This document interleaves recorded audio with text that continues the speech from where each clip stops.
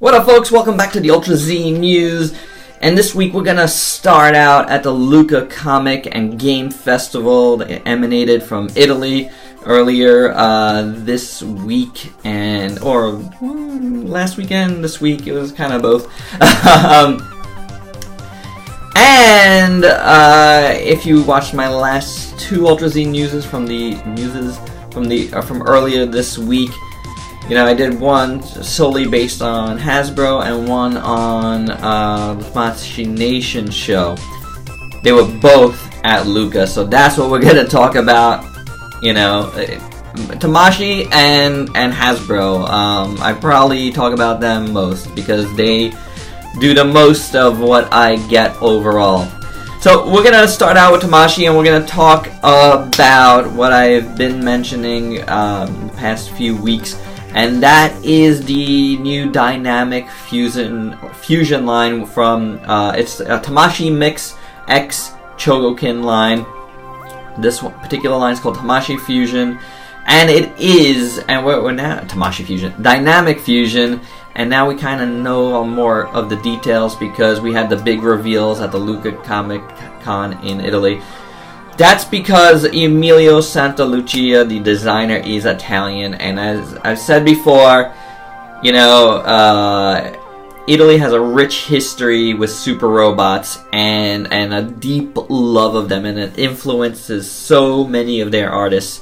So to have one of their artists design a line for Tamashi is awesome, and I'm super proud because I'm Italian as well, you know, and I feel invested in this line in a way. So I really can't wait to get them. What we had was the reveals of Mazinger Z and Steel Jeeg, two huge robots that were like huge series like in Italy. So this line is gonna have pieces that are magnetized, and you're gonna be able to switch between robots, and I think that's really awesome. There was like a couple interviews with Emiliano, and you know, like you could tell he has a deep love for the stuff, and how he designed it is very, you know, respectful to Go Nagai's designs. Now, it's the opening series of these is all Go Nagai creations. So we had a poster that featured Grendizer and Mazinger and Jeeg. Grendizer, another huge character in Japan, and as well as who do we have? Mazinkaiser and not Mazinkaiser, Great Mazinger and Getter Robos. So you know that's like a good 5 awesome, you know, creations, very influential. So it's gonna be cool to see these guys in this line. It's kind of chunky, you know. The designs are akin to, like, if you know the Super Robot Die Guard, very like. Very, very chunky legs, very big shoulders, you know, so it's like all the proportions are exaggerated. It's kind of like, if you know comics, extreme, like, studios versions of the characters. But, I mean, that was a big influence on a lot of Italian artists as well, probably in Emiliano's age range, which is, I think he's the same age as me. So, that's pretty cool.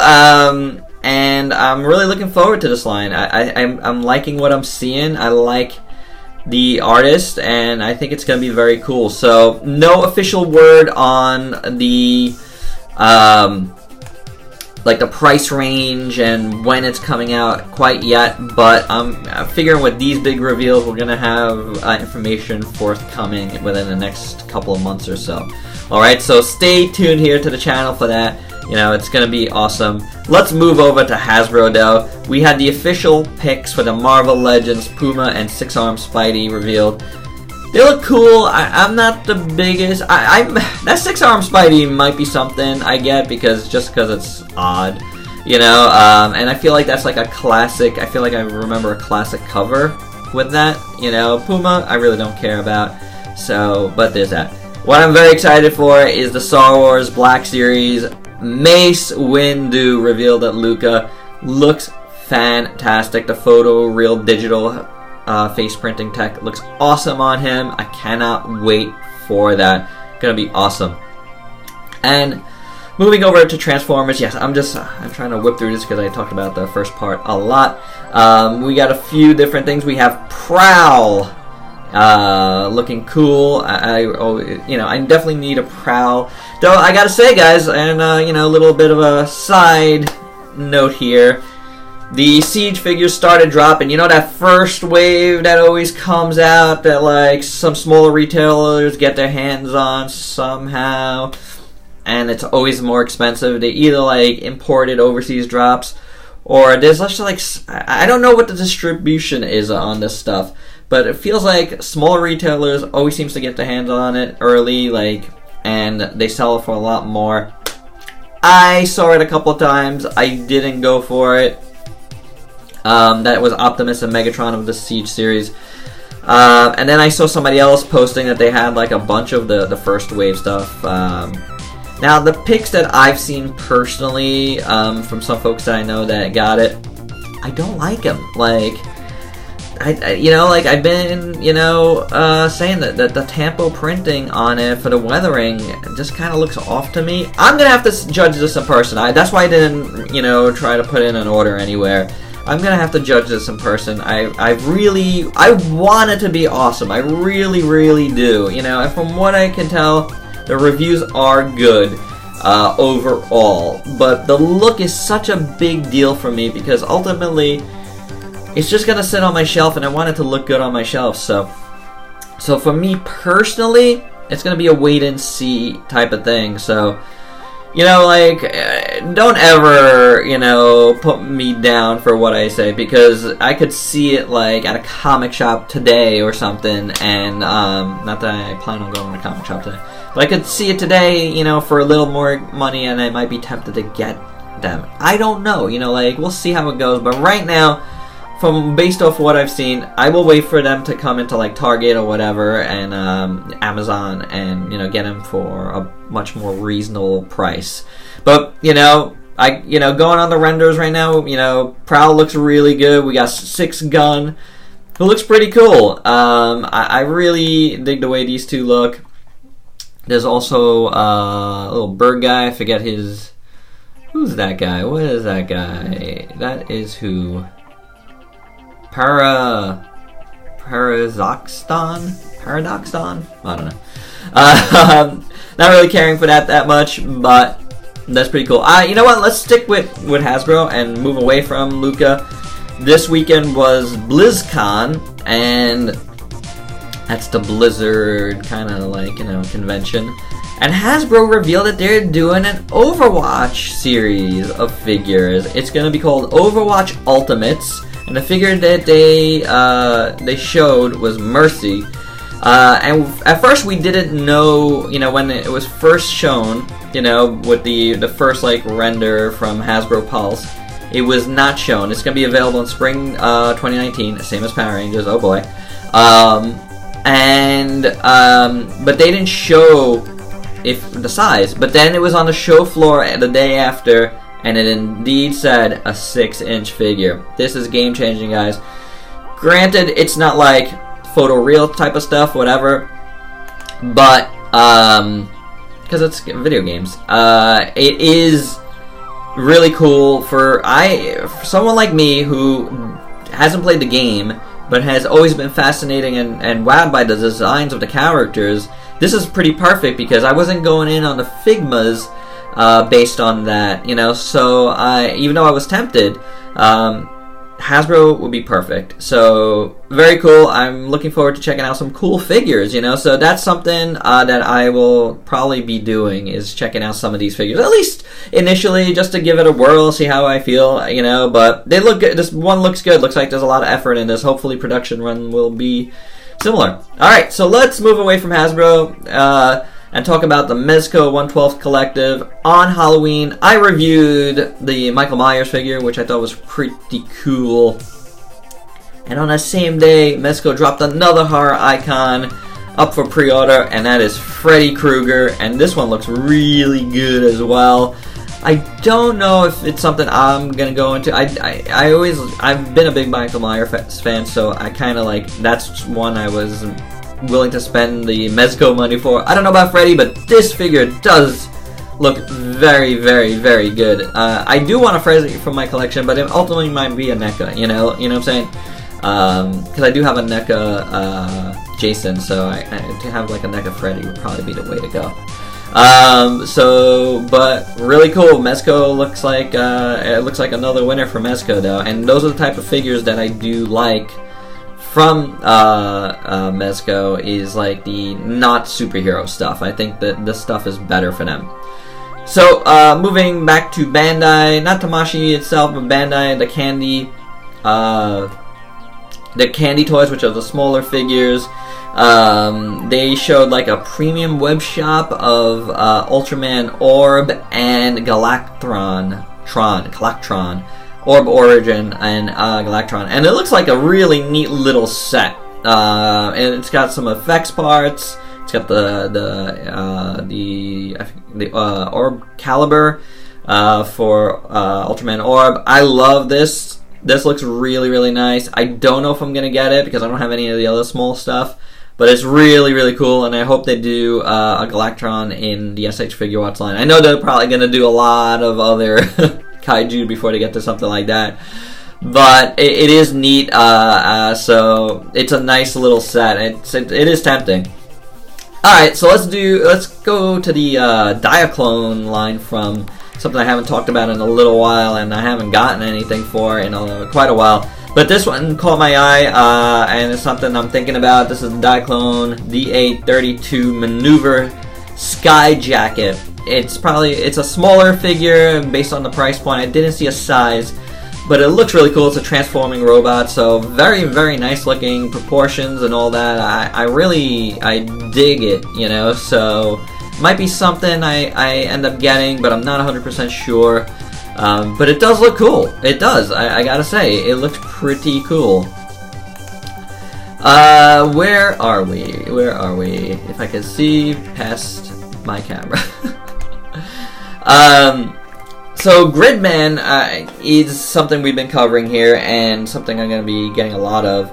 But what's cool is with each episode, the toys, the DX toys, that have been revealed so far, the Acta Builder one and the Good Smile one, they've been, along with the show episodes, they've been revealing different combinations that their sets can make.